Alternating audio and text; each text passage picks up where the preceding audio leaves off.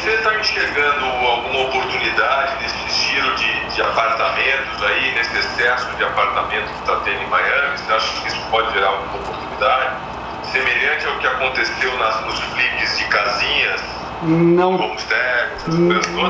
não vejo tanto não, cara, por um motivo assim, apesar de ter muito apartamento no mercado, mesmo os financiados, as pessoas têm muito dinheiro no apartamento, né? Ou seja, o cara deu 35, 40, 50% de entrada já. Então a propensão dele a, entre aspas, queimar o preço para ele se ver livre do imóvel, eu acho bem difícil assim. Então tu vai conseguir desconto, o desconto médio é de 7%, mesmo com todo esse excesso, o desconto médio é só de 7%.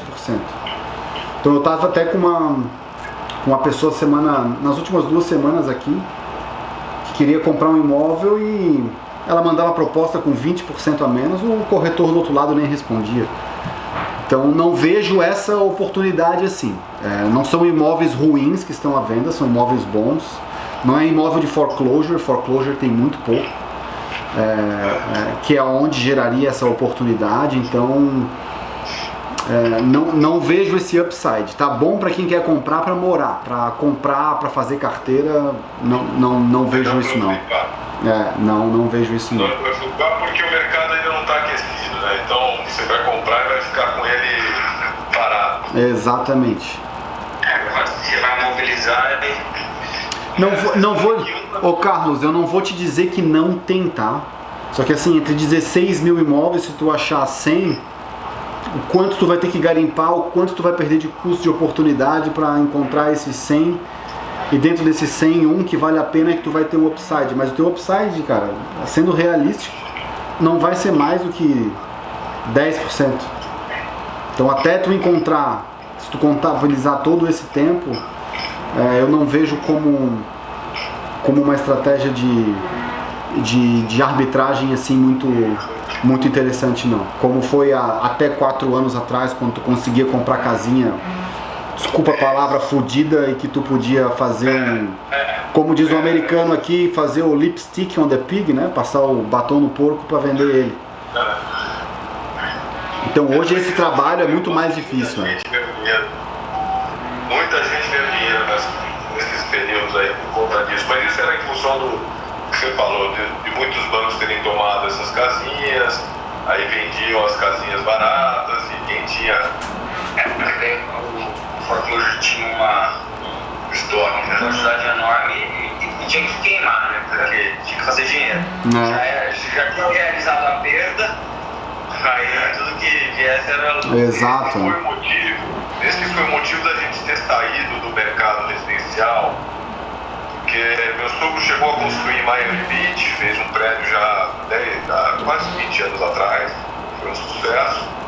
Aí ele foi para Naples, construiu um condomínio em Naples, vendeu também. O prédio que o Franklin construiu ali era 41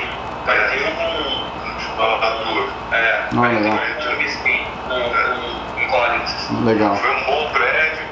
Só que aí a gente começou a perceber esse excesso de residencial, a gente acabou saindo e ele acabou comprando alguns apartamentos para poder fazer especulação e acabou tomando na cabeça, né? Porque comprou imaginando que ia subir. Sim. E aí acabou subindo, ficou com ele na mão e vendeu depois para pagar o custo do projeto. Sim. Então nós saímos para fazer esse industrial porque a gente enxergou queria conhecer esse mercado industrial, né? Sim.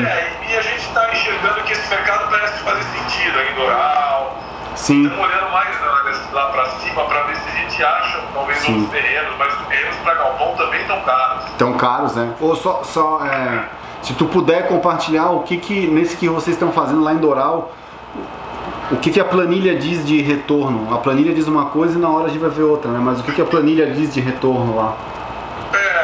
Ela está dando, a gente está tendo aí um yield de renda em torno de 10% alavancado. Em cima de 10% em cima do valor aplicado, né? Do valor do valor do equity esse teu 10% é só sobre o valor do equity, tu não está levando em consideração o tempo que tu está tendo para construir, né? Não. Entendi. Então... E aí nós temos um retorno aí anual na ordem de uns 16, se a gente vender depois o projeto. Sim. Dentro dos valores que nós estamos imaginando, na ordem de 16% de tira. De tira, aí. Entendi. É um projeto bem simples, arroz com feijão. Não, mas... Carlos, todo projeto tem que ser simples. Se for muito complicado, alguma coisa está errada. É comprar, construir e vender. Seja casa, seja prédio, seja galpão, é isso aí, cara. É isso aí.